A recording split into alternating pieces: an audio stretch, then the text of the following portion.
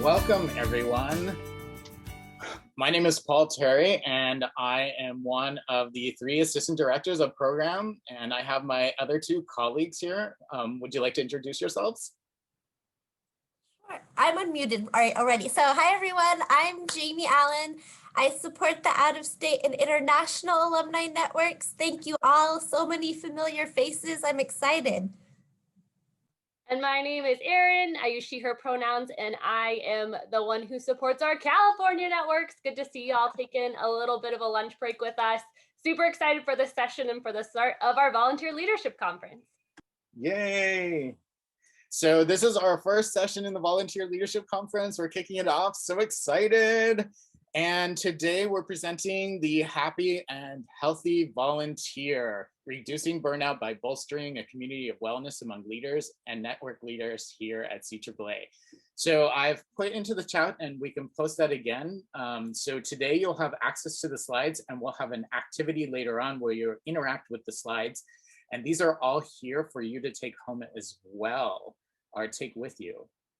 So I'm just going to put this into the chat one more time so you have access to those and click on them later. So I will be doing this presentation along with our guest Theresa Pack. And Theresa, will you introduce yourself? Hi everybody, I'm Theresa, and I have known Paul through Racial Healing Circles that was put through Hetty and Mercedes, and I am here to talk about resilience, moral distress, compassion fatigue, and well-being. Can't wait to get started. Thanks, Theresa. So just a little bit about what we're going to do today with today's presentation. So Theresa's going to go through wellness tools for healing, and then we have an exercise for you on exploring the tools together. And I'll go through on how to be a happy, healthy volunteer, and then we'll talk about how we can create a community of wellness. So Theresa, it's all you. All right, awesome. So are you going to drive this, Paul? Yes, I'll drive it. You tell me when to change. Okay, so let's talk about, I think wellness is encompassing a lot of things. So let's just start there. So next slide. So what exactly is wellness? I think wellness can really start on an individual level, individual basis. There's a lot of talk about self-care, and really that basically means that you cannot be your best self unless you take care of yourself. I think a lot of volunteers come from a place of wanting to do so much that often what happens is that they forget themselves, the work. And I find that often volunteers really are in this place, everybody else before they take care of themselves. And really, I'm really here to say that you cannot give what you don't have. And it really does have to start with self-care. And then, of course, we reach across the aisle and we're looking at the care of colleagues, care of family, care of coworkers, and then lastly, the care of our communities and whatever capacity you volunteered. And really that doesn't mean that one is more important than the other, but really the basis is starting with self-care. And of course, like all things, it's really, really fluid. I really have to point out that this past year has been an unprecedented time. As if it wasn't bad enough to be in the middle of a pandemic. In my 33 years of nursing, I have never been through a pandemic. None of us have. And that's really, really frightening. And all the things that came with the pandemic, the social isolation, the fear and the anxiety, the economic fallout. I myself had quite a few friends that really have lost their jobs. And then there are many of us who had to choose between going to work and staying at home with our young children and not being able to see our loved ones like our parents. And if that wasn't enough, we had all the social unrest, the death of George Floyd, and from that point, even more and more. Then we had the elections, and then we had the insurgents. Like any one of those things in any given year would have really derailed all of us. And we experienced all of that in 1 year. And really underneath all of that, we really have to look at what wellness is. And it really does start with self-care. Okay, next slide. So let's look at all the elements that encompass wellness. Really, that starts with us, but as well for our community and for our family and our friends. It's physical. Are you taking care of yourself? Are you exercising? Are you eating well? Mental. Are you disengaging from things that are causing you stress? So for me, sometimes if I'm not looking at my phone, next time I look, I have 100 emails that I'm so drawn to look at, and all the things in social media. When the pandemic first started, there was every single article that I could not even get enough of. And some of them were contradictory and just adding to my anxiety. Emotional. Are you in a place where you have a network of friends and family that can be of support to you? Spiritual. Spiritual doesn't necessarily mean about religion, but are you getting connected to a higher power or to your purpose? Social. And I think this is really, really hard. And we've been so, I don't know, I think so clever and so innovative in the way that we do things. I'm old school. I'm 55. You know, the whole thing of Zoom, like we're doing now, was something that's like, what? What are we doing right now? I don't even get it. But I believe that it's really essential to our survival to stay connected because as human beings, we're social creatures. And the last one is environmental. Are you surrounded in a place that's healthy, that's going to support your well-being of yourself and then for your family and for your community? Okay, next. So we just kind of went over the importance of wellness.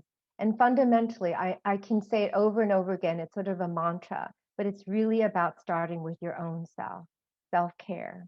I often think the analogy that I give, the analogy that has always been given is, you know, you're in an airplane, something happens and the oxygen masks come down and you put the oxygen on yourself before you put it on your loved one. What I really want to say here is like, I think that wellness and self-care is almost like a bank account. If you have a bank account and you have depleted your checking, then your savings, then you moved on to credit cards and you've maxed out on your credit cards, really what leverage do you have to move forward? You have really sort of lost all leverage to move forward and you're just trying to keep your head above water. And wellness and self-care is the same thing. You have to replenish your savings account and your checking account so you have something to leverage when you're in bad times. Okay, next slide. So let's talk about it. I think that resilience is sort of this buzzword, just like I think a couple of years ago, mindfulness was a big buzzword and everything was about mindfulness. We all had to be mindful. And I think now, because of all the things that we went through, resilience is really sort of the buzzword. And I just want to take a little bit of a dive into exactly what resilience is and really then how purpose is connected to our resilience. And then the difference between burnout and compassion fatigue. I think particularly for volunteers, this is really an important distinction because then it will offer you a pause where you can reflect on where you need to go to replenish your own self. Okay, next. I'm so sorry, but I'm not going to read off these slides because you're going to have them. I'm just going to talk about some of the highlights. And so to just point the direction or shine a light on what I think is particularly important. So resilience, let's talk about resilience. If we were to do a Q&A, you know, what would actually resilience be? We all are going through tough times. We all have gone through tough times. That is just part of being human. That's just a part of being alive. And the more you live, like me, 55, we've gone through a few things. Resilience really is the ability for you and I to bounce back from these serious challenges. How quickly are we going to be able to bounce back and be our best selves so that we can be there for each other, for our community, and for you guys, particularly volunteers who are devoting your extra time outside of your work and your home life to do and to be and to offer everything you have to make it a better world. Does that make sense? Okay, next slide. I think knowing your purpose is really, really key to resilience. I think because life can be hard and things happen in your life, kind of caught up sometimes in sort of the minutia of daily life. And when you don't take good care of yourself, sometimes when somebody says something or something does something, you know, you often hear the saying, you know, the straw that broke the camel's back. It wasn't the event, but it's sort of all the events that lead up. So, my morning starts and I wake up late, so I don't get to have my coffee. And so because I don't drink my coffee, I forgot that important thing that I left at home. So I'm not prepared for that meeting. And then so the meeting doesn't go well. Then I get a report that my budget's totally off. Then my boss wants to talk to me about some error that I made. Any one of those events is really not that hard, but it's a cumulative thing. And I think this is the time when you need to remember your purpose. What is your purpose? Why is it that you are doing the volunteering? Is it really because you want to just fill up your extra time? What little time you don't have? What is the purpose of why you are doing what you're doing? What is the drive? And part of this unraveling or unpacking what your purpose is really getting back to your core values. And this is really essential to your self-care as well. Okay, next slide. So burnout, let's talk about burnout.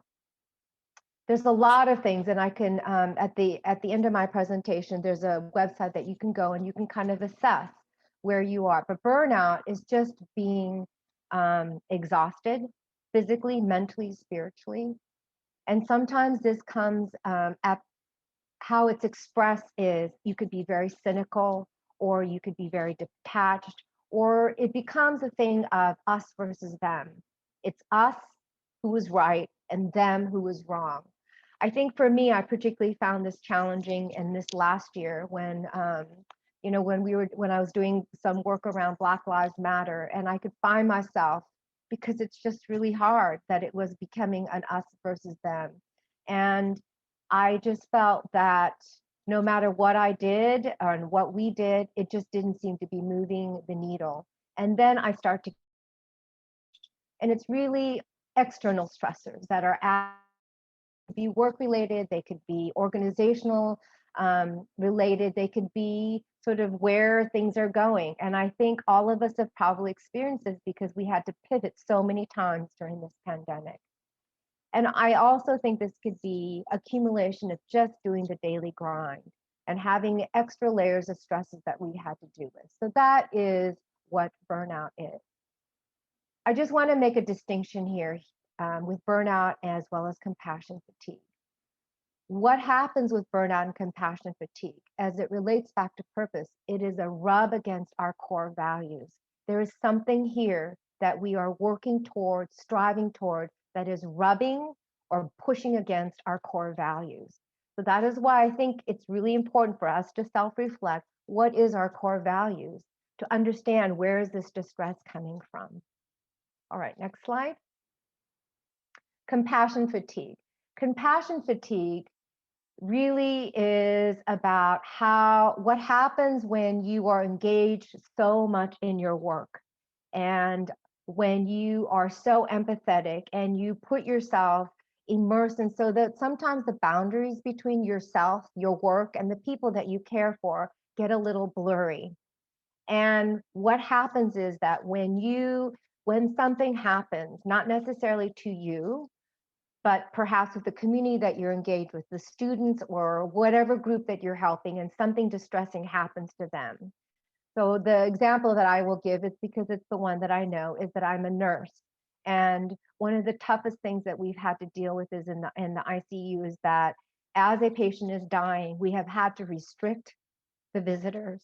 And as a nurse, it goes against every core value I have ever lived in my 33 years of nursing, to not allow loved ones at the bedside as patients are dying. But this is what the organization has, and really as a community to keep people safe, that is what we do. That causes compassion fatigue because it is wearing. We do the very best we can to be with the patients when their loved ones cannot be there, but it comes at a cost. And that cost turns into compassion fatigue. And I'm sure you can think of something that is happening in your own lives, in your own workspace, that is that very thing. You're so committed to who you are and what you're doing. And when you're coming across something that rubs against that, that becomes compassion fatigue. So again, it's really important to recognize when that's happening. Okay, next one. So that is why I go back to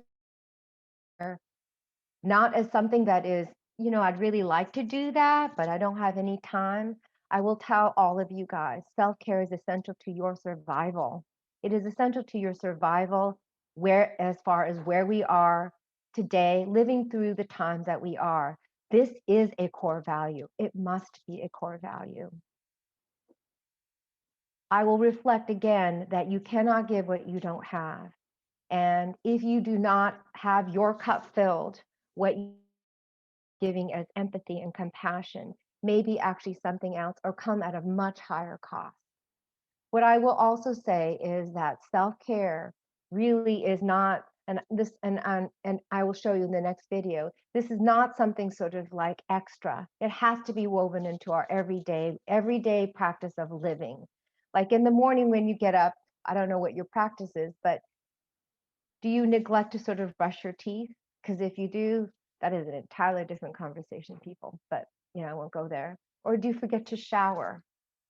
Do you forget to eat?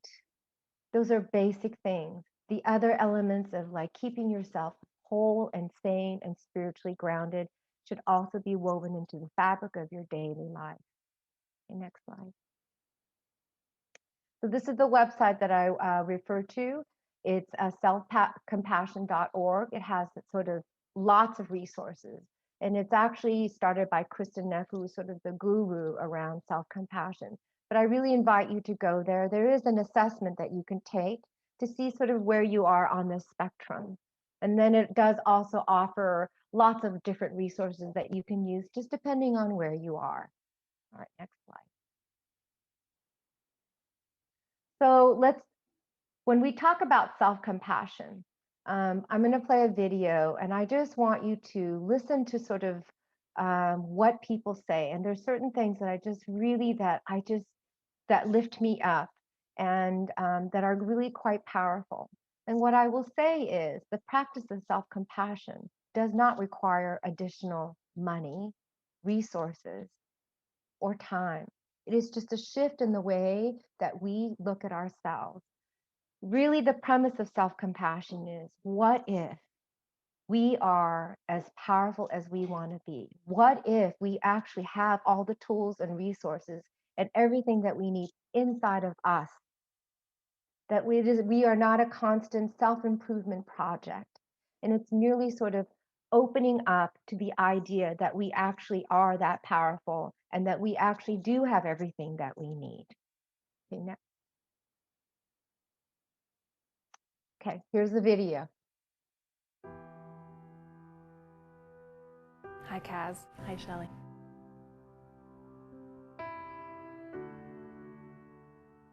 As you know, we are producing a course called The Power of Self-Compassion. So we're just talking to people today about how they treat themselves. Do you have a critical voice? And if so, what do you find it saying to you? I definitely have a critical voice. I think everybody does. And I think they all start from when you're a kid. So, I think all the things that my parents said, I hear, but it's normally about not doing a good job. It's constantly stopping me as I try to complete thoughts or try to make steps forward. It's a voice that always tells me that I'm not enough, or that I need to do better, or that there's something about me that I have to change. When you fail or make a mistake, what types of things run through your mind? I'm not worthy. Everybody's going to see my mistake. Nobody else makes mistakes like I do. You're stupid. I can't believe you forgot something easy. This was basic. Why are you having so much trouble doing something so simple? People don't want me around, that I'm uninteresting, boring, and or just too weird for people's company. It says that I should have done better, and sometimes it says mean words about myself. It's probably the loudest thing that's usually coming through my head before anything else, is at least ringing that failure over and over again. And let me give you a scenario where a friend of yours comes to you, has made a mistake, and what would you say to that friend? Well, the first thing I would tell them that it's okay. You don't need to feel all the weight of this. Most likely you're holding on to this more tightly than anybody else. This in no way, reflects your character or reflects your ability to do something. Definitely a lot kinder to my friends than I am to myself.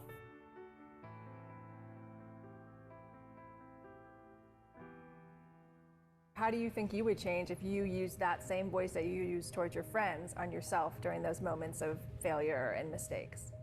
I think it would be, incredible because you're not going to talk to your friends the way that you talk to yourself sometimes. And I think that if you're constantly kind of reassuring yourself and letting yourself know that you are enough, then your thought process will change. When you treat yourself like you do somebody else, you start feeling better, I think, right away, and you keep it in context much more instead of letting things be blown out of proportion. I think I would have a lot less anxiety in my day-to-day. I think there would be kind of a weight lifted.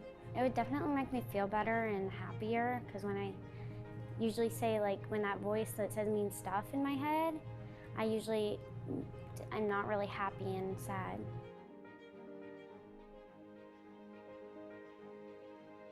How could the world look differently if we were more compassionate towards ourselves? I think the world would work better. I think through compassion and self-compassion, we all would just recognize that we're all human. As a society, we could learn to love one another and show that love on a regular basis. I think that this world would be perfect.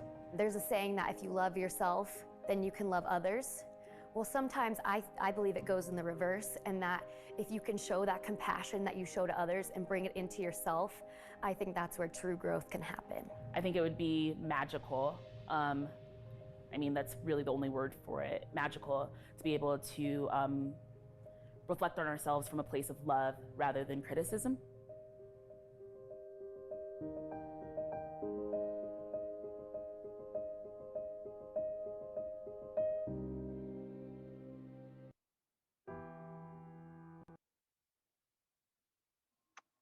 Oh, I just love that video, and I love what she says at the end.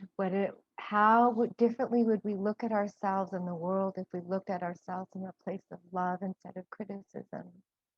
And I also love the part where it resonates with me when she said, how about if we can look at ourselves the way we look at others, and the compassion that we give to other people, and we turn it back into ourselves.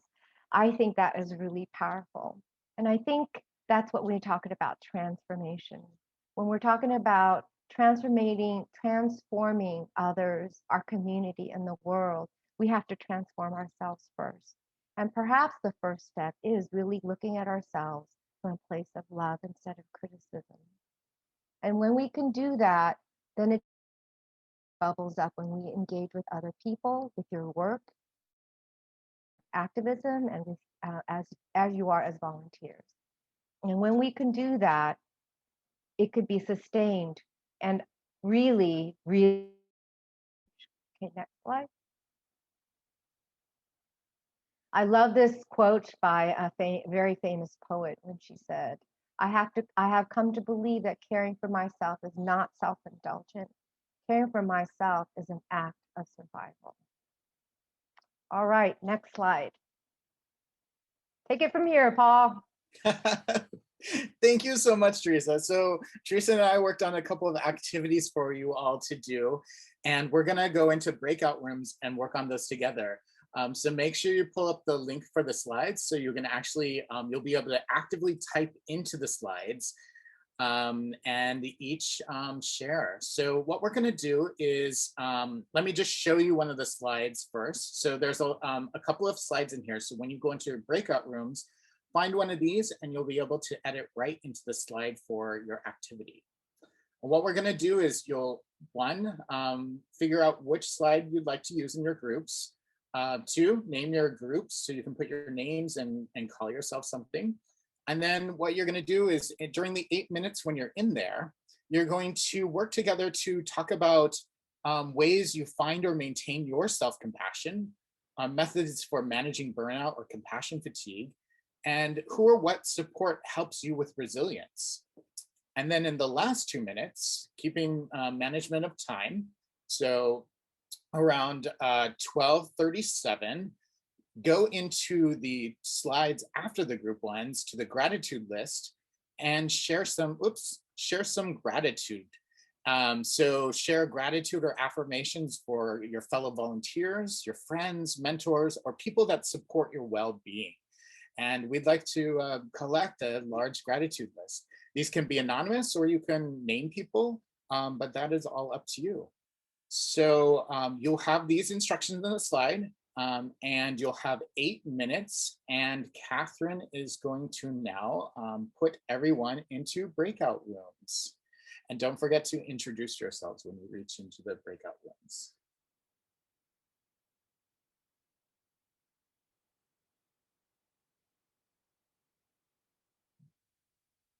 Welcome back, everyone.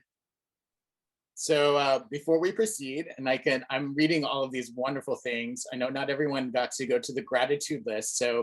And there's probably a little stress or pressure and a little foreshadowing. We're going to be talking a little bit about that. But before we proceed on, let's all just take 3 nice deep breaths. So together, we're going to just take 1 breath in and 1 breath out. We'll do this 2 more times. 1 breath in and 1 breath out. And last time, reflecting on the little kitties behind me, 1 breath in and 1 breath out. So if you didn't get to complete your gratitude list, that's okay. You all have access to the slides. We're actually going to come back to the slides a little later to talk about some community wellness, but feel free to add those in and share them later on. So we're going to move on and talk about being a happy and healthy volunteer. Erin, would you like to comment?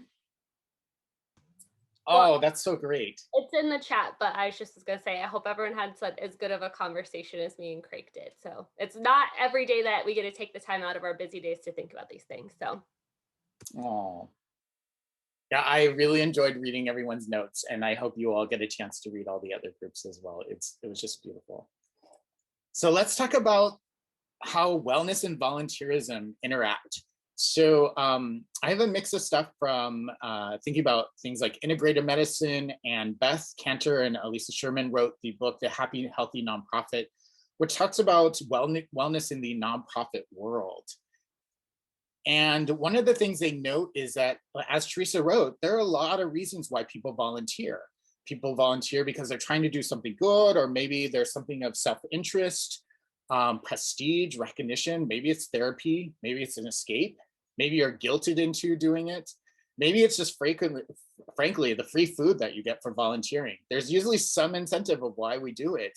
And it's really important to know what makes you really motivated to volunteering. So before we talk about the amazing things about volunteering, let's talk about like some of the things that, the elephants in the room. So first, in the Happy Healthy Nonprofit, it talks about some of the parts of the nonprofit. So thinking about the nonprofit starvation cycle, thinking about how the infrastructure is sometimes lacking, the stress that's related to fundraising or fund-driven stress, the scarcity mindset of, we can't spend money, we don't have money, we have to do things on a budget, and the myths that come around of being indispensable, that we could just get another volunteer. And these are real things that we think about, and they're also, it's really, things that we need to address and put forward to be vocal about this process. There are other things associated with it, like information overload, technology burnout, or the lack of technology and the burnout that comes from the frustration of that. Thinking about leadership recruitment, development, and retention, or the lack of. How work is connected to our passions, and it's a very personal thing when we work in nonprofits and volunteer. So these are things to be actively involved, because they all contribute to stress. And one thing to think about, the Cleveland Clinic talks about the 4 factors that cause 75% of chronic disease, and one of the major things is stress. So let's just highlight stress just a little bit. So looking at their real age, stress control can contribute to some of the most years added back onto your life. So Michael Roizen, who did Real Age, talks about how if you can reduce certain things, how it can really reduce chronic diseases, and stress control is one of the big things. Thinking about stress, there are some healthy stresses. So stress, let's say when you're trying to build muscle, stress on the body helps you to gain muscle, increase fitness. It's a great thing. Too much stress can actually damage it or cause fatigue. So trying to find the right comfort zone where stress is a good thing. And sometimes when our purpose for volunteering is a way to release stress, but we are also accumulating stress, it can be defeating as to the purpose of why we're actually doing it or being able to enjoy the volunteer practice. So volunteerism is really a job without a paycheck. You're actually doing all these things, working, communicating, making infrastructure. So keeping that in mind, that when we do our volunteer activities, it's a job too. So it's contributing to our stress levels. Part of that stress is communicating. So if we're inundated with emails from our volunteer job and our work job and our family and our friends, these things add up. So it's really important to think about what accumulates stress in your volunteering practice. One of the things that Beth Cantor says in the Happy Healthy Nonprofit is to think about moving from self-care to we care. So integrating all the lessons that Theresa talked about at the beginning and moving this into a community effort. This is something that you did with your activity that you just did, is that together you shared ways that you can work together. And that's how we really build a community of practice of thinking about self-care, integration, self-compassion, and all of those things. So that's how we're going to proceed with a few more slides, and then we're going to think about how we together can build that community. So thinking about how we build the tools, we start with individuals that turn into groups, that turn into communities. And we started with Theresa's part at the beginning, is thinking about how we as individuals work on our own self-care and well-being. And connecting that together creates that community. And that's how we create better health and better well-being as a nonprofit and volunteer. So in a happy, healthy culture, it's really important to define what is a culture? What are our current wins? Where do we need support for well-being? And what is your practice as a leader? How do you do peer-to-peer support? What kind of training and coaching do you need? How is your communication with you and your fellow volunteers? Your commitment to this? These are all perspectives that are really important when you bring to the table how to build that community. When you're able to find like minds and you're able to connect with a lot of these projects and a lot of these passions in a healthy way, that's when you have a really strong community. I wanted to touch up on social support. So Dean Ornish, in his book, Love and Survival, talks about social support as being both emotional support and informational support. So we talk about being able to support each other in a social manner. Well, we need to be able to connect in some way, but we need to be able to have those pathways for connection. So thinking about the resources that are there, making sure we have easy understanding of what our jobs are. So as a volunteer, knowing what you're supposed to do makes it a clear path to how to get that done. Oftentimes in nonprofits, volunteers come in and they're not really sure what they're supposed to do, or the organization isn't clear what to do with their volunteers. So being able to have those communication channels open is really important. And in the last section, a lot of ways we can connect are through events, holidays, virtual social gatherings. There are a lot of ways we can connect here between volunteers at CAAA. And that's something that I want to talk about in our next session when we go back into our groups. Even things about building gratitude, the gratitude list that Theresa had, or being able to have breaks and play where we have time to be able to have fun and enjoy each other's company. Those are all part of the volunteer experience. So now we're going to send everyone back into the groups. And this time, there are some slides on the presentation. And you're going to choose one of the slides. And thinking about the stuff that we had at the beginning, how you help with your own self-care, we want to integrate this into our community of volunteers. How can we help with collaboration and wellness with each other? How can we reduce stress and burnout? What's the kind of social support that we have here? Where are our strengths and what can we build upon? So everyone has a slide, and Catherine is going to go ahead and send everyone into groups. Does anyone have any questions? Great. Have fun, everyone, and we'll be there for about 6 to 7 minutes.